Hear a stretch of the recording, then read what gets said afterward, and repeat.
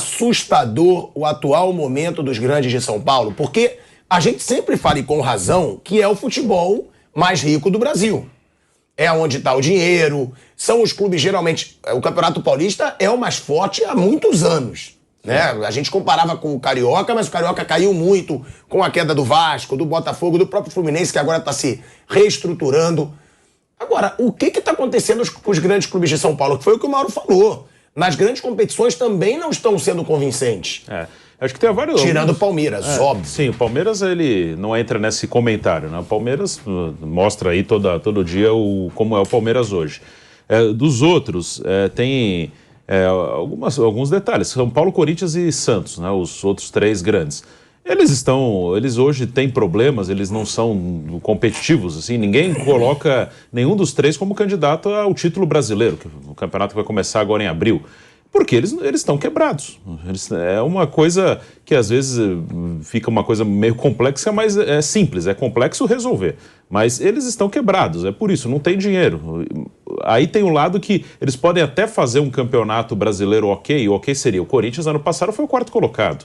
O São Paulo, há 2 anos, 2020, ele chegou a liderar o campeonato e terminou em quarto. Pode acontecer porque não tem tantos times no Brasil muito mais organizados que eles, apesar de eles serem bem desorganizados. Mas não tem tantos times no Brasil muito mais organizados. O Palmeiras e o Flamengo se descolaram dos outros. Podem viver um momento ruim em campo, como o Flamengo vive nesse começo de ano, mas são coisas diferentes, né? O time pode estar bem bagunçado e viver um bom momento em campo, e um outro pode estar organizado e viver um mau momento, mas o time que está organizado tem muito mais chance de se recuperar durante a temporada, como aconteceu com o próprio Flamengo ano passado, que também começou mal, se recuperou, do que com um time que é todo bagunçado, né? Então tem muito mais chance. Tem algumas coisas. O Campeonato Paulista, realmente, os jogadores que jogam nos times pequenos são os mesmos que jogam a Série B do Brasileiro. O próprio técnico do Água Santa falou ontem que 80% do elenco dele já está acertado com times da Série B do Brasileiro. Porque o calendário é dessa maneira, estaduais, depois nacional, então o estadual que paga melhor, que tem mais dinheiro, é o Paulista. Então esses jogadores nível médio, que jogam na Série B ou pequenos da Série A, eles vão jogar o Paulista aqui e depois eles vão. Esses caras do Água Santa vão jogar no Atlético Goianiense agora, vão jogar no... que está na Série B, na Chapecoense, no Avaí. O Mezenga é revelado pelo Flamengo. Sim. Foi campeão brasileiro em 2009. Aquele penúltimo jogo com o Corinthians aqui em Campinas, que o Adriano não jogou o Bruno Mezenga de titular naquele jogo, na penúltima rodada. Então, os times do interior de São Paulo são mais fortes do que os outros do país porque eles têm mais dinheiro. Então, pelo menos para o momento, para aqueles meses de Paulistão, eles conseguem formar um time com jogadores que depois vão jogar a Série B do Brasileiro. Mas isso não invalida que São Paulo, Corinthians e Santos estão mal. Que uma coisa é zebra, outra que pode acontecer, principalmente em jogo único. Outra coisa é não ser uma surpresa. Eu vou dar um exemplo bem rápido. 2012, o Corinthians fez a melhor campanha na primeira fase do Paulista e nas quartas ele foi eliminado pela Ponte Preta no Pacaembu, em jogo único. A Ponte classificou em 8º. E até naquele jogo o Júlio César falhou em 2 gols da Ponte e a partir daí o Tite tirou o Júlio César e pôs o Cássio, depois desse jogo. Aí o Cássio virou uma lenda do Corinthians. E o Júlio César foi pro Red Bull falhar lá. Foi contra o Corinthians. Aí como ele falhava, eles contrataram o Cleito para resolver o problema. Falha. Então, essa é a história. Aquilo foi uma zebra. O Corinthians de 2012 era um time bom, um time organizado. Tanto que meses depois foi campeão da Libertadores e no fim daquele ano foi campeão mundial. E tinha sido campeão brasileiro em 2011. Então aquele time era um time bom que num jogo único, num jogo que seu goleiro estava mal, ele perdeu. Isso é uma zebra que pode acontecer num jogo único.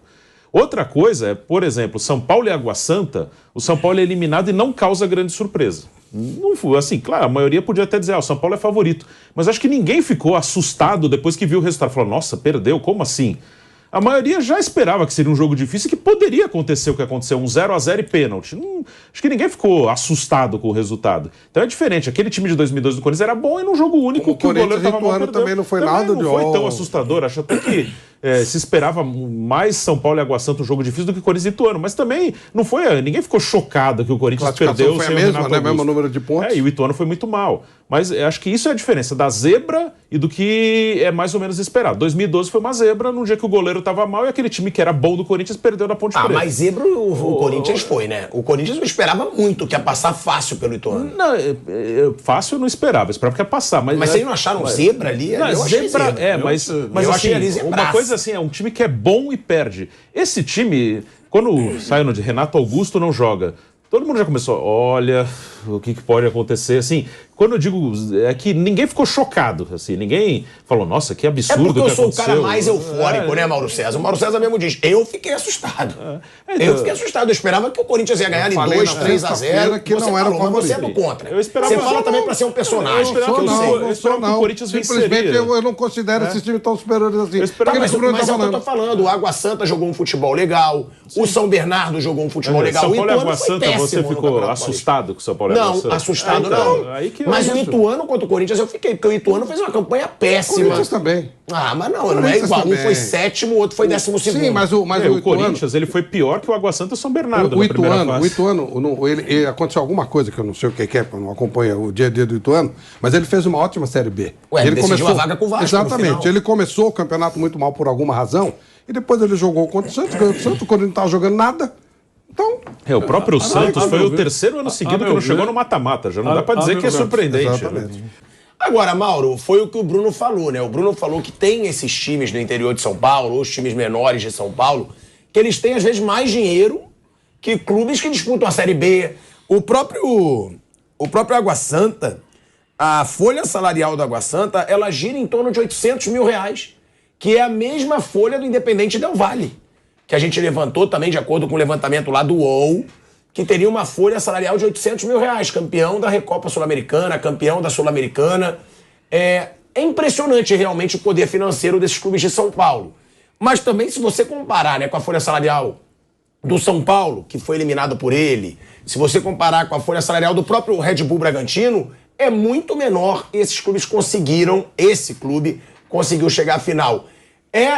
O futebol de São Paulo que é muito mais rico ou não tem justificativa para o que isso aconteça? Você acabou de falar que os caras estão o contrato terminando, são contratos curtos também, né? Você não assume o compromisso de pagar salários a jogadores por 2, 3, 5 anos. O time grande faz um contrato com... Qual é o contrato do Galopo com o São Paulo? Você machucou? 4, 5 anos de contrato? Então você faz um contrato longo, você tem um compromisso de pagar aquele jogador aquela quantia com reajustes durante várias temporadas. Esses caras que jogam em time pequeno fazem contratos curtíssimos de meses. Que às vezes o patrocinador mesmo paga. Que aí depois acaba ali o compromisso durante o campeonato, eles vão tentar se encaixar num time de Série A, B, C, D, o que for possível, para seguir jogando durante um ano. Mas muitos ficam desempregados, né? Tanto que tem essa situação aí de terminar o contrato e os caras, de repente, poderem ir embora, mas estão encontrando uma solução para que não desfalque a equipe.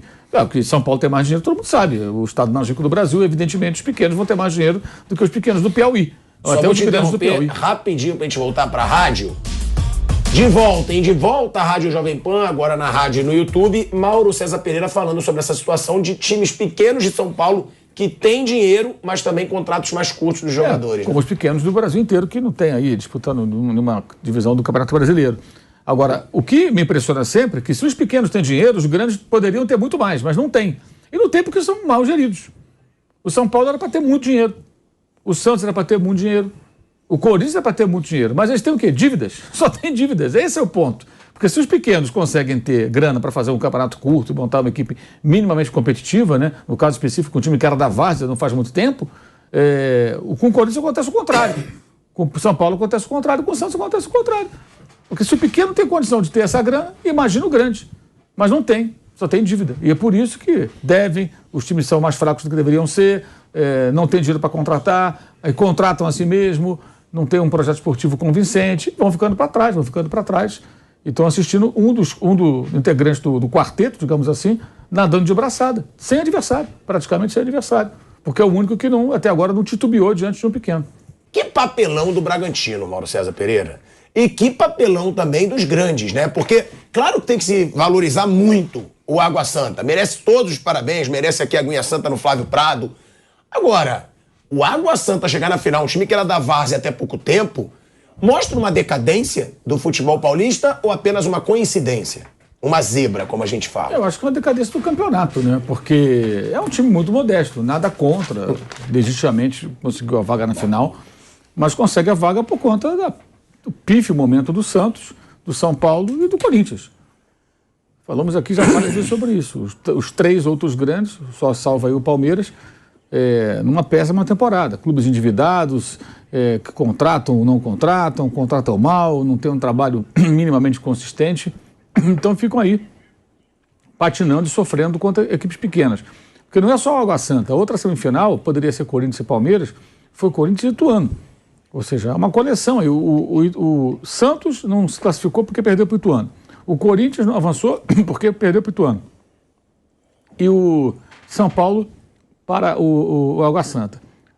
Então, fica muito claro, assim, que eu acho que é uma decadência do próprio campeonato, porque os times mais fortes não conseguem se impor. O campeonato que acaba abrindo espaço para times que são bem modestos, né? O Água Santa, inclusive, ontem, tem que agradecer essa lambança aí do seu Cleiton, né? Aliás, eu não entendo como pode um clube tão estruturado, com visão profissional, manter até hoje um goleiro como o Cleiton. O Cleiton, ele falha com uma regularidade impressionante. Vira e mexe, ele falha. E ontem o que ele fez foi de uma irresponsabilidade total. Ô Mauro, só para te complementar, ó, ele é o jogador com mais erros defensivos graves entre os 46.801 atletas da base de dados do SofaScore. Desde 2022, são 13 erros graves do Cleiton. Ele é um colecionador de falhas, um goleiro que surgiu muito promissor, seleções de base, mas já está há muito tempo no clube. Eu imagino que o Pedro Caixinha, ontem, devidamente apresentado ao goleiro, que o Barbieri conviveu com ele há muito tempo e já deveria ter barrado, colocado outro, comprado outro. Não tem condição, tá claro? É muito claro que não tem condição. Esses dados que você passou, esses números apenas comprovam isso. E ontem ele simplesmente ferrou o time dele. Ele deu um gol para o adversário, deu um gol para o Água Santa. O que também não invalida uma atuação do Red Bull Bragantino abaixo também. Fez uma semana muito ruim. O time foi eliminado da Copa do Brasil e foi eliminado do Campeonato Paulista, assim, na sequência, né? Como tem um novo técnico que ainda está tateando, está chegando, imagino que esse período agora sem jogos e essa eliminação possam servir até para ele refletir sobre algumas questões. Ele foi lá até abraçar o goleiro e tal, né? Natural, né? Foi cumprimentar o goleiro, deu uma força. Mas ontem acho que o resultado foi muito contaminado por um erro que não tem cabimento. Uma falha, um frango, chutou, o goleiro não falhou, acontece. Mas o que ele fez, ele errou 2 ou 3 vezes na mesma jogada, no domínio, na tentativa de drible, e não fez o pênalti. Aí no final, quando ele vê que perdeu a bola, que há uma chance de gol, ele evitou o contato. Ele poderia ter feito o pênalti ali. E pior que ele tem um histórico de erros, né? O cara inventar com histórico de erros é que nem o Muralha no Flamengo naquela época, sim, lembra? Que ele tentou inventar da mesma forma, Santos, ele tentou errando jogando, sem parar. E aí tomou um gol assim até na Ilha do Governador. Acho que o resultado não foi muito contaminado por isso, mas não invalida aí a semana muito ruim do Bragantino, que vinha crescendo, vinha jogando bem, fazendo boas apresentações. Eu acho até que vai retomar aí para o brasileiro, de repente, voltar a um ritmo de crescimento, de mudança até de perfil. Mas ontem foi por conta disso. E fica no final, nada contra o Água Santa, time pequeno, mas tem a menor graça. Como se fosse um Fluminense Madureira. Entendeu? Madureira é maneiro lá, tricolor suburbano, bacana, tradicional e tal. Água Santa nem isso é. Mas, claro que é um final sem graça. Eu acho que é até mais fácil, né? Porque o Palmeiras ainda é mais forte. É previsível. Previsível, assim. Sabe, a chance de acontecer uma zebra em 2 jogos, ela é muito pequena. Muito pequena. E ela caracteriza o quê? É o declínio desses times. Eu vi alguns colegas até recuperando histórias do passado. Porque em 90 a final foi a final caipira, depois o Corinthians foi campeão, fez a final com o São Paulo e tal. Gente, estamos falando de 2023. E as coisas mudaram. E esses times que antigamente saíam do buraco no mesma temporada viravam campeões, no futebol muito diferente do de hoje, onde o investimento é muito grande, onde os problemas econômicos e as virtudes financeiras pesam demais. E o futebol mudou, o futebol está mais sofisticado. O Brasil em 90 pegou a última vaga num sufoco e fez um mata-mata. Em 2002. Então você, bem lembrado pelo Bruno, era outro campeonato. E quem fica, numa boa, quem fica recuperando essas histórias, não ajuda em nada no crescimento do futebol, porque fica arrumando desculpa para incompetência. Porque é incompetência dos 3. Do Santos nem se classificar. Do Corinthians perder em casa a vaga para o Ituano, que era o pior dos classificados. E do São Paulo, que perdeu para o Santos também, que não conseguiu fazer um gol. Um mísero gol. Então é muita incompetência, muita incapacidade. Nada contra o time pequeno que se classificou. Mas um time que entra pensando em não cair. Ele entra pensando o quê? Que se eu não cair, tá bom. Se eu conseguir me classificar ali, que maravilha. E de repente você vê na final. E se vê na final o quê? Avançando nos pênaltis contra equipes que não conseguem fazer 2 jogos contra times da primeira divisão, o Água Santa tomou um gol. Você vê, né, Mauro? Nem poderia ter os jogadores na final. Nem o Água Santa esperava que eles estariam nessa situação. É evidente que não. E assim, e não dá nem pra falar que o planejamento é ruim. Ele é realista. Final, não vou pra final. Não tem uma chance. Vamos tentar sobreviver aqui, ficar na primeira divisão, fazer a melhor campanha. De repente, os outros estão tão mal que ele pensa, olha que dá.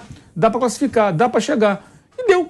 deu para chegar na final. Agora vão acreditar, claro, que possa vencer o Palmeiras, tem que fazer o possível, muito difícil, porque vão enfrentar um time grande que é um time organizado, que é competitivo, que não concede essas oportunidades que os outros costumam dar. E se você lembrar, mesmo no ano passado, o São Paulo chegou em 2 finais. O São Paulo, em algum momento, foi convincente? Foi um time que... Não. O Corinthians chegou numa final. Foi um Corinthians convincente? Também não. Mesmo esses não foram times assim que, em algum momento, passavam uma confiança, grandes exibições. O Corinthians só foi convicente na final, né? Que foi o segundo jogo contra o Flamengo. O segundo jogo do Maracanã. Né? Contra o Flamengo não tinha volante, diga-se de passagem. Né? Tem uma série de... todo um contexto ali. Em casa foi mal, na Libertadores foi mal, jogos contra o Boca mal. Não foi legal. O resultado é melhor do que o desempenho, claramente. E o São Paulo é aquilo, foi chegando, mas também o time, tanto não era um time consistente que perdeu o Sul-Americano da maneira que perdeu. Praticamente não vê a bola. Então, assim, ficar lembrando de historinhas do passado, porque tá bom, então fica. O São Paulo na Sul-Americana, nas quartas e na semi, passou nos pênaltis por 2 times rebaixados no Brasileiro, o Ceará e o Atlético Goianiense. Verdade. De forma dramática, né? Aquela coisa lá contra o Atlético, então no Morumbi, foi uma loucura, né?